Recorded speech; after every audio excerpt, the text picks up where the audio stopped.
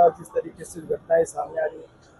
क्या सर किस वजह से हो रहा है, क्या जो है इस पे डिसीजन लिया जा रहा है? जैसे आपको मालूम है कि वेस्टर्न राजस्थान का उमेद अस्पताल सबसे बड़ा जो है मातृ में शिशु के लिए एक हॉस्पिटल है। यहाँ 8 डिस्ट्रिक्ट के सभी सीरियस मरीज और जो यहाँ पे कम से कम 80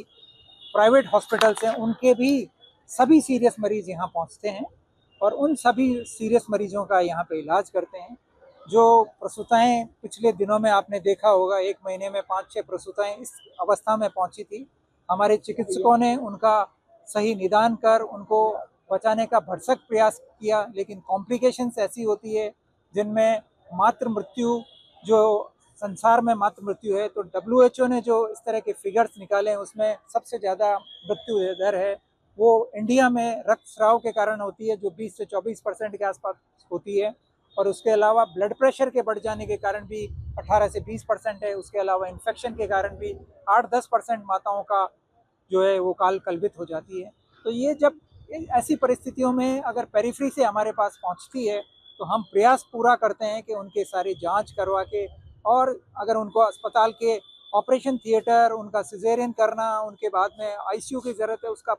पूरा व्यवस्था करना, और उनको आईसीयू के अंदर भी फॉलो करके कर रहे हैं। पर दुर्भाग्यवश हमने कुछ प्रसूताएं खोई हैं।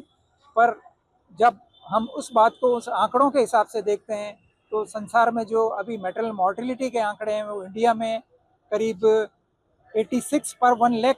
बर्थ लाइव बर्थ पे है, और राजस्थान का आंकड़ा भी ऑलमोस्ट उसके बराबर ही चल रहा है। और हमारा प्रयास है कि 2030 से पहले पहले इस आंकड़े को हम 70 तक लेके आ जाएंगे, और हम उसके लिए प्रयासरत हैं।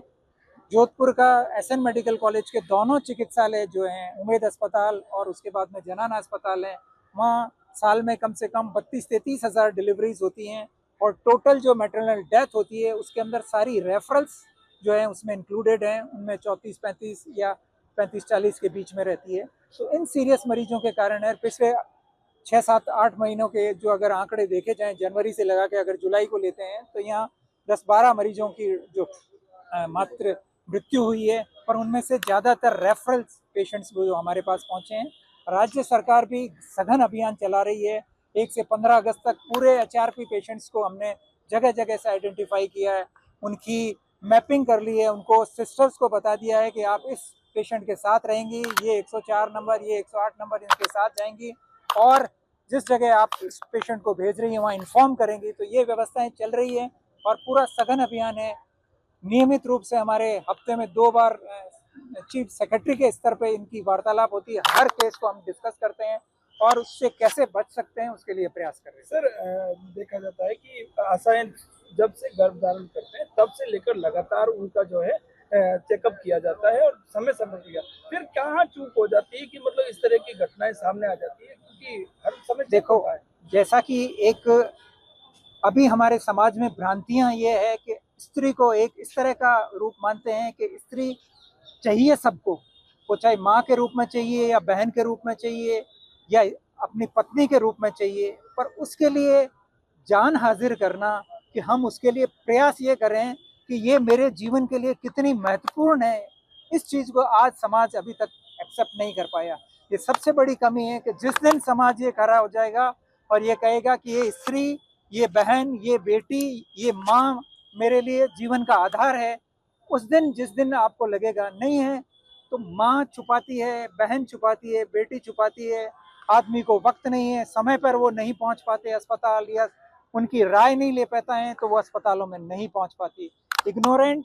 इलिटरेसी भी उतनी है, पॉवर्टी भी है। पर धन्यवाद है इन सरकारों का जिन्होंने इस तरह के जो प्रयोग किए हैं जिसके अंदर सभी दवाइयाँ मुफ्त दी हैं, सभी ट्रांसपोर्ट मुफ्त दिए हैं, सभी डायग्नोस्टिक्स मुफ्त दिए हैं और सभी ऑपरेशंस मुफ्त दिए हैं। मैं आह्वान करता हूं सभी जनताओं को, किसी तरह की हिचक नहीं रखें, अस्पताल जरूर पहुंचे किसी में, और वो अस्पताल जब वो पहुंच जाएंगी तो उनको कहीं न कहीं डायग्नोज करके राइट टाइम पे अगर हमारे पास आ जाएगी तो हम पूरा प्रयास करेंगे कि माँ की जान को बचा सकें। तो ये एक बहुत बड़ी सर एक सवाल है, जिसमें से लगातार मुफ्त दवा योजना चल रही है, सारी जांचें फ्री है, उसके बावजूद भी कई पेशेंट प्राइवेट हॉस्पिटल में जाते हैं और वहाँ से केस बिगड़ने के बाद यहाँ तक पहुँचते, इसको लेके क्या कुछ कर रहा है? देखो, एक प्राइवेट हॉस्पिटल के साथ में थोड़ी दिक्कत ये रहती है कि प्राइवेट हॉस्पिटल में एक जो गायनेकोलॉजिस्ट है या पीडियाट्रिशियंस हैं वो एक नियमित या कम संख्या में रहते हैं। वो एक अस्पताल को प्राइवेट के रूप में चलाते हैं जहाँ 2 या 3 गायनेकोलॉजिस्ट हैं या 2 या 3 पीडियाट्रिशियन हैं। हमारे जो संस्थान है जहाँ हमारे पास में 5,500 इंडोर पेशेंट्स होते हैं, उन सभी के लिए हमारी व्यवस्थाएं हैं, सरकारों की ये व्यवस्थाएं कर रखी है कि हमारे पास में 7-8 यूनिट्स हैं, पीडियाट्रिक्स में भी 8 यूनिट हैं, गायनी में भी हमारे पास में 9 यूनिट्स हैं। तो उन सब में हमारी पूरी टीम काम करती है। वहाँ वो एक चिकित्सक या 2 चिकित्सक मिलके 24 घंटे वो सेवाएं देते हैं। जब उनको लगता है कि इस तरह की नौबत आ रही है, उसको कष्ट मिल सकता है, आईसीयू की जरूरत पड़ सकती है, एनआईसीयू की जरूरत पड़ सकती है, पूरा प्रयास करते हैं। मैं उनको दोष नहीं देता हूँ, क्योंकि 30% जो प्रसव हैं वो आज भी प्राइवेट हॉस्पिटल द्वारा राजस्थान में होने वाले प्रसवों को वो मदद कर रहे हैं और पूरा बचाने का प्रयास भी कर रहे हैं। पर 70% जो है वो प्रसव हमारे संस्थानों द्वारा जो होते हैं उन संस्थानों में हो रहे हैं। पर इस तरह की जो चीज़ें आती है, पर आपने देखा होगा कि जब कभी भी इस तरह की कोई मृत्यु होती है तो जो रिएक्शन है, पब्लिक का रिएक्शन है या मीडिया की रेस्पॉन्स वो इतनी ज़्यादा हो जाती है कि वो भयभीत हो जाते हैं। आज प्राइवेट हॉस्पिटल, कॉर्पोरेट हॉस्पिटल, उनको लगता है इसकी जान को कोई किसी भी तरह का अगर खतरा हुआ तो कल को इस तरह का तोड़फोड़ हो जाएगी, कोई इस तरह की चीज़ें हो जाएगी या मेरे खिलाफ केस है। तो ये जो भय है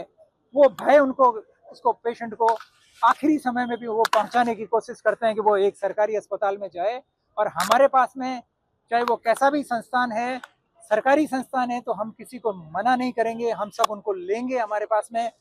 बिस्तर पे भी 125% अगर हमारी जो है फुलनेस है कि सारी की सारी ऑक्यूपेंसी, उसके बावजूद भी हम उन मरीजों को रखते हैं, उनको बचाने का भरसक प्रयास करते हैं। तो ये व्यवस्थाएं हैं और हम सभी लोग मिलकर ये कहें, प्राइवेट में, छोटे अस्पतालों में इस बात को से भयमुक्त होकर वो काम करें कि अगर मन लगा के आप काम करें और हमारा टाई अप रहेगा कि वहाँ अगर सीरियस होता है तो हम लेने को तैयार हैं। आप काम करिए, कहीं दिक्कत होती है तो हमसे कांटेक्ट करिए, वीडियो कॉल करिए, रेफर करने से पहले हमारे से संपर्क करिए, तो हम पूरी मदद करेंगे आपकी। बहुत बहुत थैंक यू।